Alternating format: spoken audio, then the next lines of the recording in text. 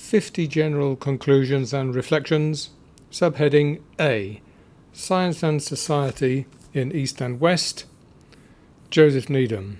Note, first published in the J.D. Bernal Presentation Volume, London 1964, and then in Science and Society 1964, 28, 385, and Centaurus 1964, 10, 174, collected in the Grand Titration, Allen and Unwin, London 1969, and further revised for publication here.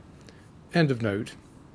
When I first formed the idea about 1938 of writing a systematic, objective and authoritative treatise on the history of science, scientific thought, technology and medicine in the Chinese culture area, I regarded the essential problem as that of why modern science had not developed in Chinese civilization, or Indian or Islamic, but only in that of Europe.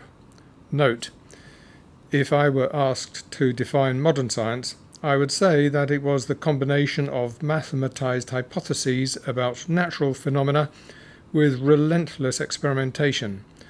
On reflection, I am not sure that experimentation was not the greatest Chinese stimulus to European alchemy, and so indirectly to the European Renaissance. For the Greeks did not experiment, but the Chinese did. Otherwise, they would never have made their fundamental discoveries, such as porcelain and the magnetic compass. End of note. Nevertheless, as they say in sunny France, attention, un train peut cacher un autre. As the years went by, and as I began to find out something at last about Chinese science and society, I came to realize that there is a second question at least equally important, namely, why, between the 1st century and the 15th century, was Chinese civilization much more efficient than Occidental in gaining natural knowledge and in applying it to practical human needs. Note, cf. the writings of Huntington, 1907, 1924, and especially 1945. End of note. The answer to all such questions lies, I now believe, primarily in the social, intellectual, and economic structures of the different civilizations.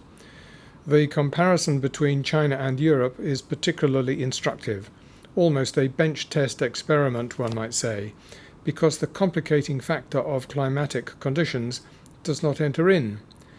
Broadly speaking, the range of climate in the Chinese culture area is not unlike that in Europe.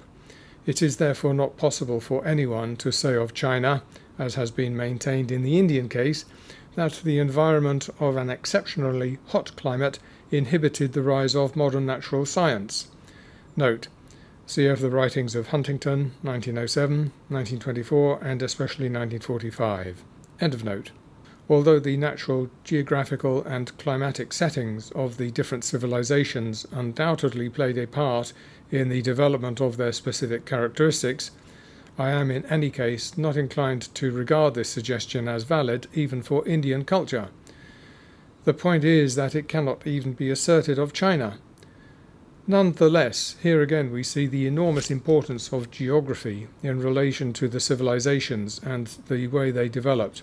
Note, for which see Dorn, 1991. Europe, as I have often said, is like an archipelago.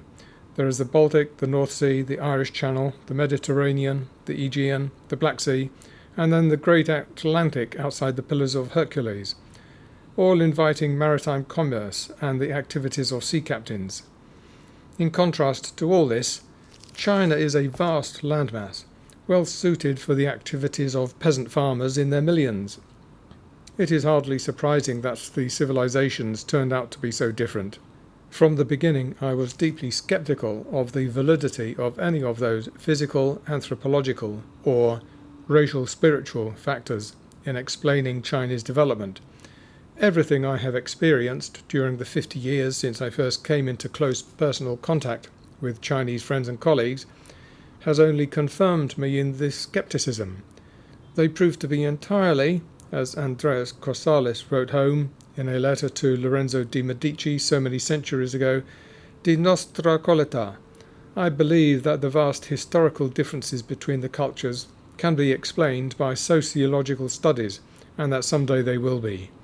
The further I penetrate into the detailed history of the achievements of Chinese science and technology before the time when, like all other ethnic cultural rivers, they flowed into the ocean of modern science, the more convinced I become that the cause for the breakthrough, occurring only in Europe, was connected with the special social, intellectual and economic conditions prevailing there at the Renaissance, and can never be explained by any deficiencies either of the Chinese mind or the Chinese intellectual and philosophical tradition.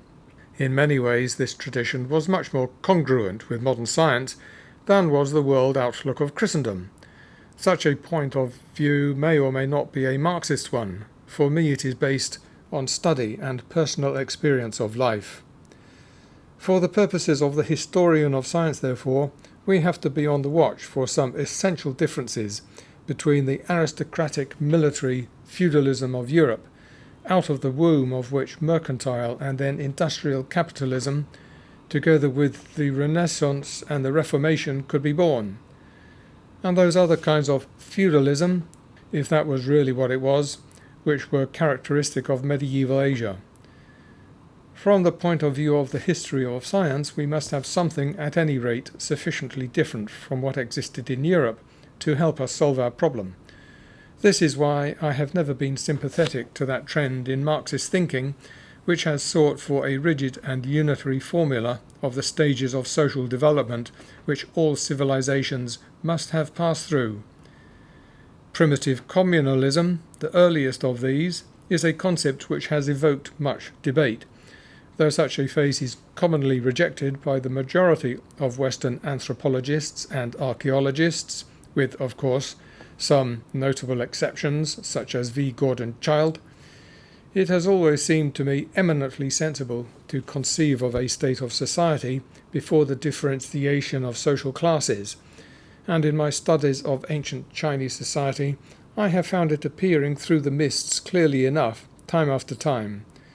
Nor at the other end of the story is there any essential difficulty in the transition from feudalism to capitalism, though of course this was enormously complex in detail, and much has still to be worked out. Note: on different aspects of feudalism, see Wallerstein, 1992. End of note. In particular, the exact connections between the social and economic changes and the rise of modern science, that is to say, the successful application of mathematical hypotheses to the systematic experimental investigation of natural phenomena, remain elusive. All historians, no matter what their theoretical inclinations and prejudices, are necessarily constrained to admit that the rise of modern science occurred pari passu with the Renaissance, the Reformation, and the rise of capitalism. Note: the great stumbling block here for the internalist school of historiography of science is the question of historical causation. Scenting economic determinism under every formulation, they insist that the scientific revolution, as primarily a revolution in scientific ideas, cannot have been derivative from some other social movement, such as the Reformation or the rise of capitalism. Perhaps for the moment we could settle for some such phrase as indissolubly associated with. The internalists always seem to me essentially Manichaean. They do not like to admit that scientists have bodies, eat and drink and live social lives among their fellow men, whose practical problems cannot remain unknown to them.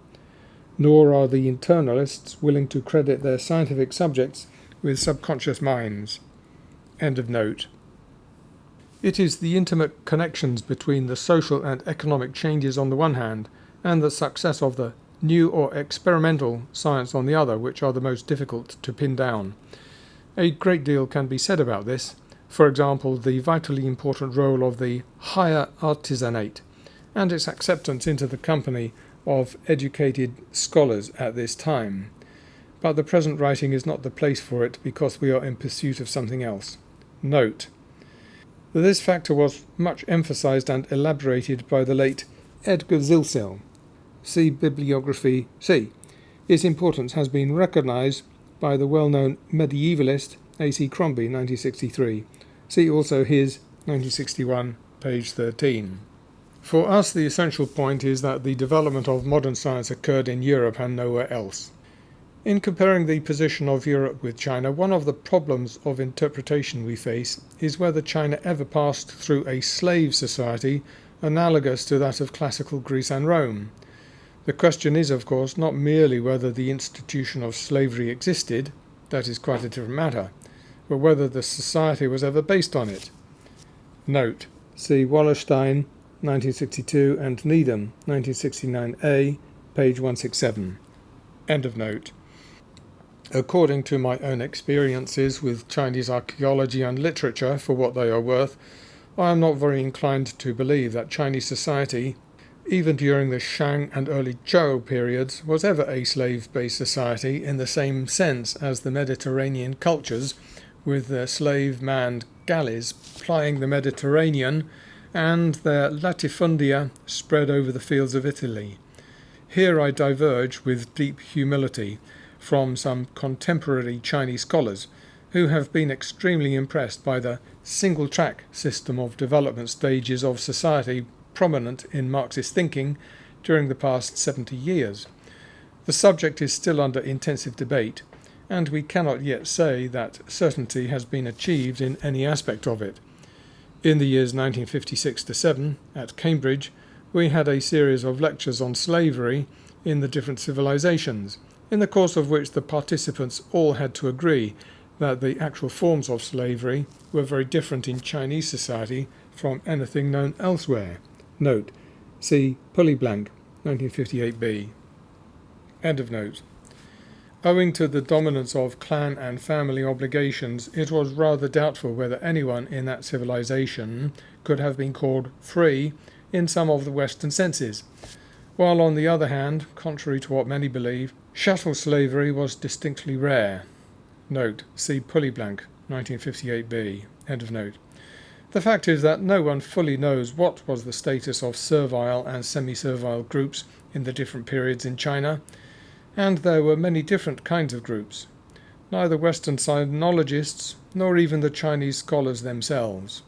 Note: at least we have been able to show, Volume 4, page 2, pages 35 and following, that servile or semi-servile rank was no barrier to official, if not very exalted, positions. This was so in the case of Xin Tu Fang, 525, and Keng Shun, 593.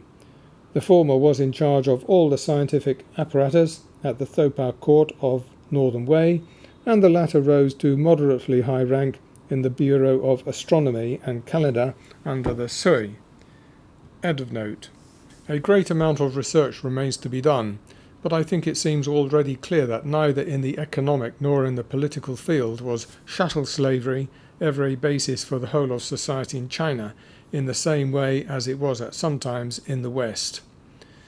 Although the question of the slave basis of society has a certain importance insofar as it affects the position of science and technology among the Greeks and Romans, note: it is always said that the Greeks and Romans were less interested in labour-saving devices than they might have been because there was always a large slave population around to carry out desired changes by muscle power. End of note. It is of course less germane to what was originally my central point of interest, namely the origin and development of modern science in the late Renaissance in the West. It could, however, have a very important bearing on the greater success of Chinese society in the application of the sciences of nature to human benefit during the earlier period, the first 14 centuries of the Christian era and 4 or 5 centuries prior to that. Is it not very striking and significant that China has nothing whatever to show comparable with the use of slaves on the latifundia in agriculture, or at sea in the galleys in the Mediterranean? Sail, and a very refined use of it, was the universal method of propulsion of Chinese ships from ancient times. China has few records of the mass use of the human motor comparable with the building methods of ancient Egypt, though the building of the Great Wall is an outstanding exception. So also it is remarkable that we have never so far come across any important instance of the refusal of an invention in Chinese society due to fear of technological unemployment before the 19th century. Note: with the mass introduction of Western technology in the 19th century, however, the situation was altered. J. Diabol's article in Things Chinese, 1904, on railways, for example, quotes descriptions and sources in the Chinese press from 1891 to 1899 of the resistance to the building of railways by the Chinese government. These articles were written from the point of view of the capitalist developer and do not stress Chinese fears of unemployment and foreign domination.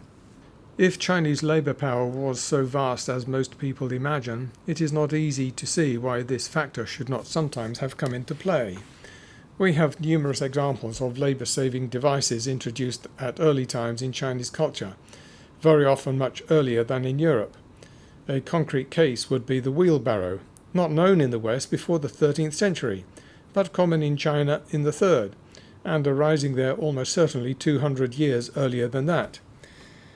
It may well be that just as the bureaucratic apparatus will explain the failure of modern science to arise spontaneously in Chinese culture, so also the absence of mass chattel slavery may turn out to have been an important factor in the greater success of Chinese culture in fostering pure and appliance science in the earlier centuries.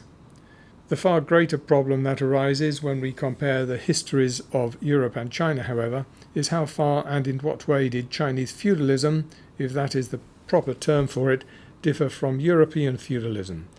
In my early days, when I was still a working biochemist, I was greatly influenced by Karl A. Wittvogel's book Wirtschaft und Gesellschaft Chinas, written when he was a more or less orthodox Marxist in pre-Hitler Germany. Note: I also learnt from a golden little book by Helmut Wilhelm, the son of the great sinologist Richard Wilhelm, Gesellschaft und Staat in China, 1944. It is most unfortunate that this non-Marxist work has long been quite inaccessible, and that there has never been an English translation of it. My views on feudalism in China may be found in Needham, 1969a, pages 167-8. End of note. He was interested in developing the conception of Asiatic bureaucratism, or bureaucratic feudalism, as I found later on that some Chinese historians called it.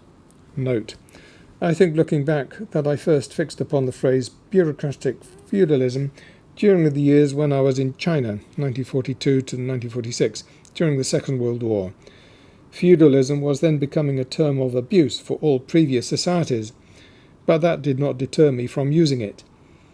I see now, however, that for such a term to pertain, you should have a lowest stratum of society which was bound to the land they tilled, the serfs, and if that was never the case in China, then the term should not be used. It might be better, then, to say feudal bureaucratism. Elsewhere in this volume I have given sufficient examples of what bureaucratism meant in China, and that is the main thing. End of note. This concept arose from the works of Marx and Engels themselves, who had based it partly on and derived it from the observations of the 17th century Frenchman François Bernier, physician to the Mughal Emperor Aurangzeb in India. Note: the history of the late revolution of the Empire of the Great Mughal, originally published in French, Paris 1671, many times republished, as by Das, Calcutta 1909.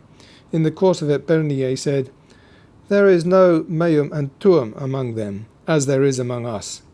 He was one of the first to use the word prebendal to mean that stage of society in which all the officials get their incomes from the imperial treasury, and not from direct ownership of feudal lands. See the famous letter of Marx to Engels, 2nd June 1853. End of note. Marx and Engels spoke about the Asiatic mode of production. How exactly it could or should be defined has been the subject of animated discussions in recent decades. Note: see below pages 12 and following, for which I have had the advantage of collaboration with Gregory Blue, who originally learnt Russian in order to be able to study at first hand the debates of the 1930s on the Asiatic mode of production. See Blue, 1979. End of note.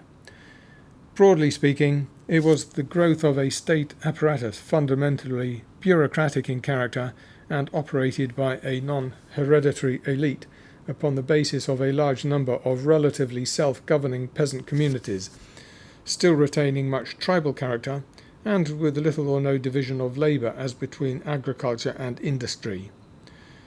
The form of exploitation here consisted essentially in the collection of taxes for the centralized state, i.e. the royal or imperial court, and its regiments of bureaucratic officials. The justification of the state apparatus was, of course, twofold. On the one hand, it organized the defense of the whole area, whether an ancient feudal state or later the entire Chinese Empire, and on the other hand, it organized the construction and maintenance of public works. It is possible to say without fear of contradiction that throughout Chinese history, the latter function was more important than the former, and this was one of the things that Wittfogel saw. The necessities of the country's topography and agriculture imposed from the beginning a vast series of waterworks. Note, this point is developed by Dawn, 1991, pages 16, 33 and 35 and following. End of note. Directed to A. the conservation of the great rivers, in flood protection and the like, B. the use of water for irrigation, especially for wet rice cultivation, and C. the development of a far-flung canal system, whereby the taxed grain could be brought to granary centres and to the capital. All this necessitated, besides tax exploitation, the organisation of corvée labour, and one might say that the only duties of the self-governing peasant communities vis-à-vis the state apparatus were the payment of tax and the provision of labour power for public purposes when called upon to give it. Note, one can detect in this model similarities to the system of people's communes by which the Chinese countryside was organised between 1958 and 1979. See, for example, Strong, 1964, writing on changes introduced at that time.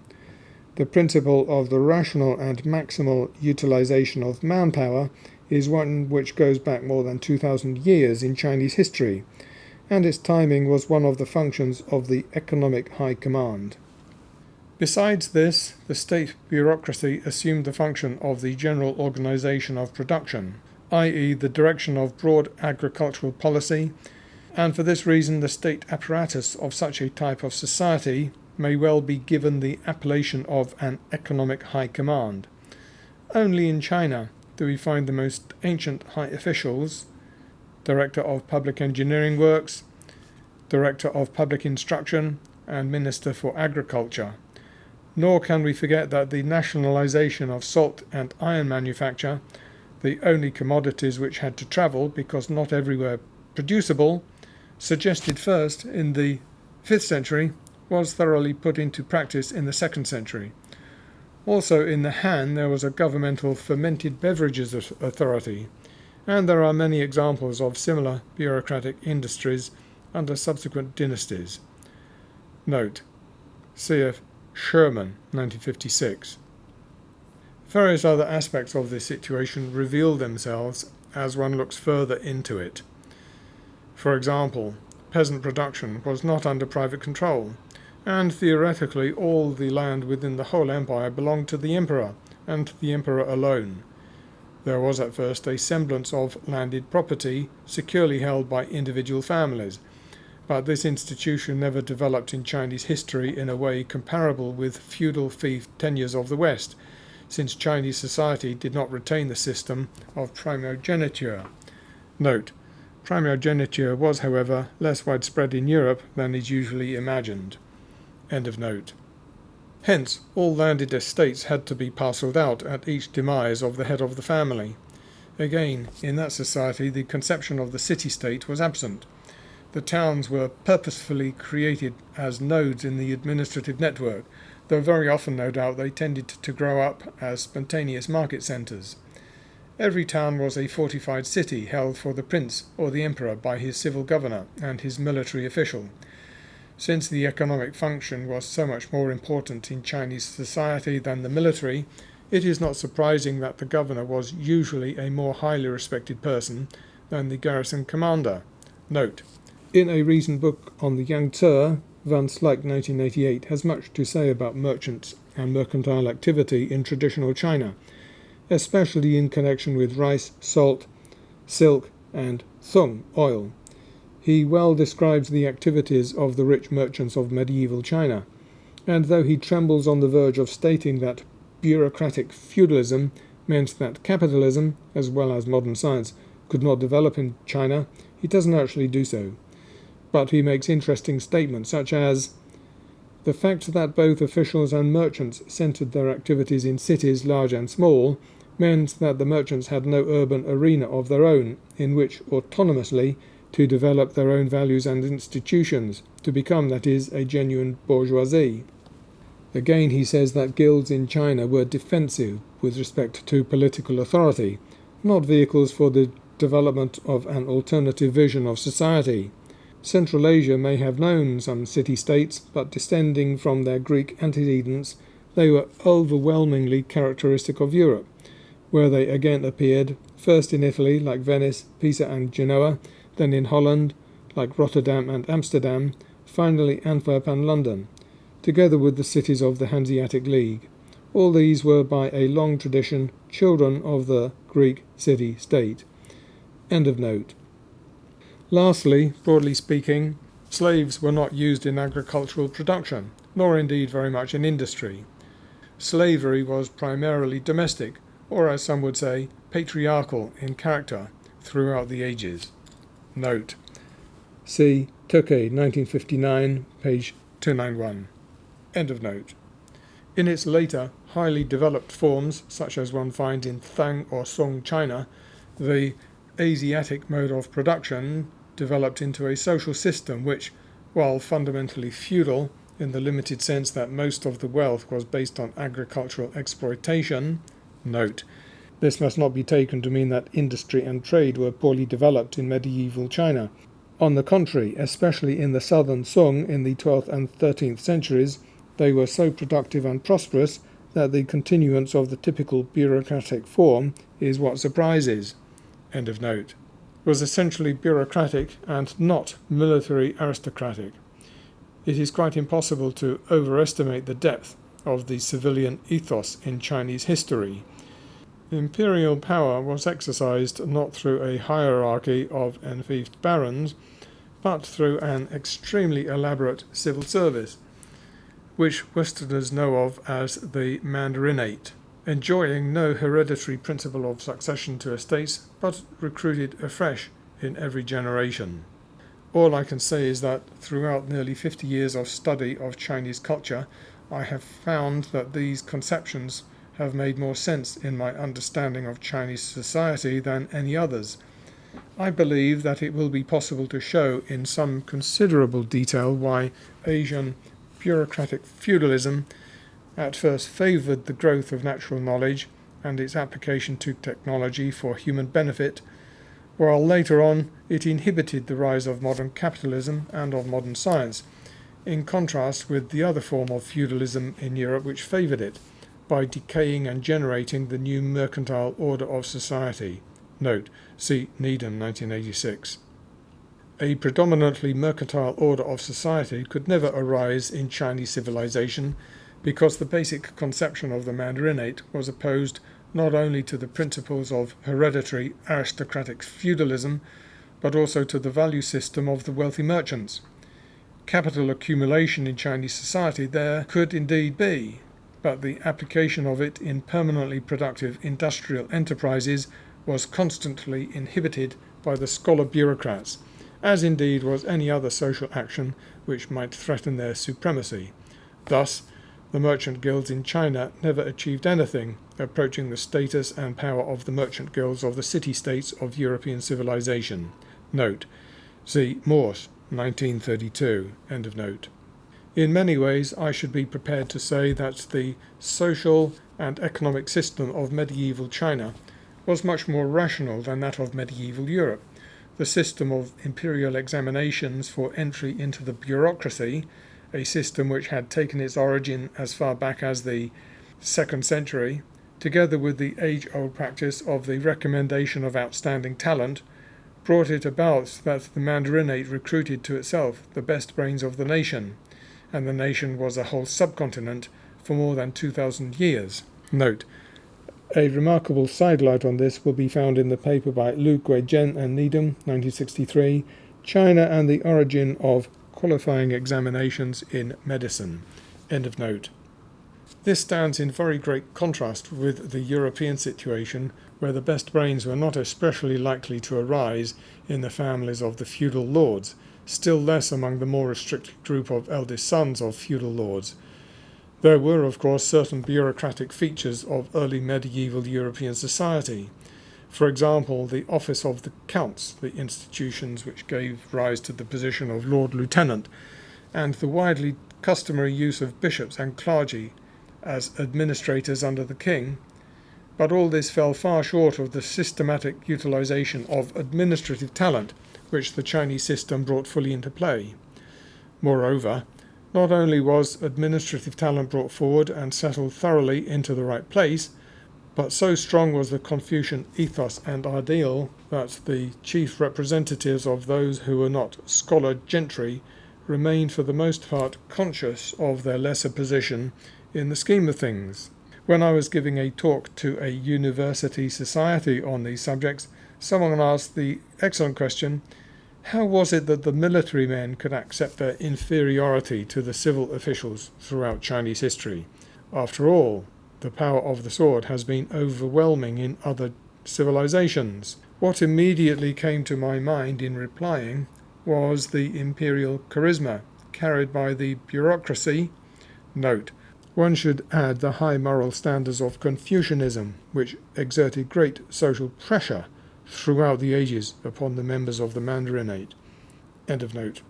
The holiness of the written character. When I first went to China, the stoves for giving honourable cremation to any piece of paper with words written on it were still to be seen at every temple. And the Chinese conviction that the sword might win, but only the logos could maintain. There is a famous story about the first Han Emperor, who was impatient with the elaborate ceremonies devised for the court by his attendant philosophers, till one of them said to him, "You conquered the empire on horseback, but from horseback you will never succeed in ruling it." Note: these were the words of Lu Cha in 196 BC. CHS chapter 43, page 6b, TCKM chapter 3, page 46b. Another court liturgiologist was Shusun Thung, who reported in 201 BC that the emperor had abolished the complex and difficult rites of Qin, but that the result was that when the officers drank together, they disputed about precedence, got drunk, shouted, and banged their swords on the columns of the halls. The emperor was disgusted. Shusun Thung said to him, "Scholars may not be able to conquer an empire, but they can help to preserve it. I suggest that you convoke all the literati of Lu and instruct them to draw up an imperial code of rights." After the first trial of it, the emperor said, "This day for the first time I see what imperial majesty means." This comes from CHS chapter 43, pages 15b and following, hence TCKM chapter 3, page 25b. End of note. Thereafter the rites and ceremonies were allowed to unfold in all their liturgical majesty. Note: see Science and Civilization in China, Volume 1, page 103. End of note. In ancient times, the Chinese leader was often an important official, and a general indiscriminately, and what is significant is that the psychology of military men themselves clearly admitted their inferiority. They were often failed civilians. Of course, force was the ultimate argument, the final sanction, as in all societies, but the question was, what force, moral or purely physical? The Chinese profoundly believed that only the former lasted, and what the latter could gain, only the former could keep.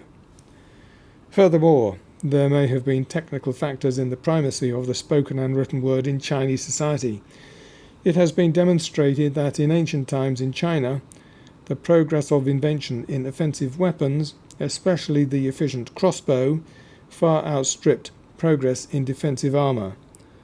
Note: On the early date of the crossbow and its remarkable effects, see Science and Civilization in China, Volume 5, Part 6. There are many cases in antiquity of feudal lords being killed by commoners or peasants, well armed with crossbows, the penetrating power of which made the wearing of armour useless, a situation quite unlike the favourable position of the heavily armed knights in Western medieval society. Hence, perhaps, arose the Confucian emphasis on persuasion. The Chinese were Whigs, for Whigs admit no force but argument. Note: this is a quotation from an amusing battle between the Whigs of Cambridge and the Tories of Oxford in the 18th century. George I precipitated it by sending at the same time a present of books to Cambridge and a troop of cavalry to Oxford. Joseph Trapp, 1679 to 1747, began it with the following verse: "The king, observing with judicious eyes the state of both his universities, to Oxford sent a troop of horse. And why? That learned body wanted loyalty, to Cambridge books, as very well discerning how much that loyal body wanted learning." To which Sir William Browne, 1692 to 1774, made the following reply: "The king to Oxford sent a troop of horse, for Tories own no argument but force. With equal skill to Cambridge books he sent, for Whigs admit no force but argument." See Oxford Dictionary of Quotations, pages 87, 548, citing Nichols' Literary Anecdotes, Volume 3, page 330. End of note. The Chinese peasant farmer could not be driven into battle to defend the boundaries of his state, for instance, before the unification of the empire, since he would be quite capable of shooting his prince first. But if he was persuaded by the philosophers, whether patriots or sophists, that it was necessary to fight for that state, as indeed also later for the empire, then he would march. Hence the presence of a certain amount of what one might call propaganda, not necessarily in a pejorative sense, in Chinese classical and historical texts, a kind of personal equation for which the historian has to make proper allowance. There was nothing peculiar to China in this. It is, of course, a worldwide phenomenon, noticeably from Josephus to Gibbon, but the sinologist has always to be on the lookout for it was the défaut of the bureaucratic civilian qualité.